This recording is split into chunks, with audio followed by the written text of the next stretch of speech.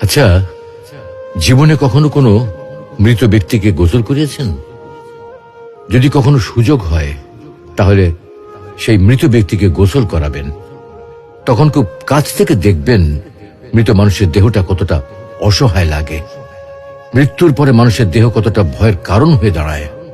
সুযোগ পেলে রাতে লাশটা পাহারা দেবেন, তখন বুঝতে পারবেন প্রিয় মানুষটার লাশ রাতের বেলায় আপনার কাছে কতটা অদ্ভুত লাগে, কতটা ভয়ের কারণ হয়ে ওঠে, কতটা আতঙ্কের কারণ হয়ে যায়।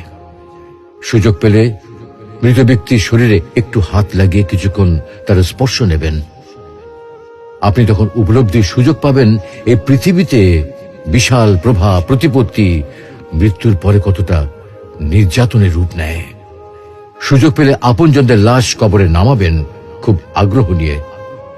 শেষবারের মতো মৃতদেহের মুখটি একবার দেখার চেষ্টা করবেন এবং বারবার উপলব্ধি করার চেষ্টা করবেন এই মৃতদের সাথে অনন্তকালের যাত্রার পথে এটাই আপনার জীবনের শেষ দেখা। সুযোগ পেলে মাঝে মধ্যে কবরস্থানে গিয়ে নীরবে কিছুক্ষণ দাঁড়াবেন।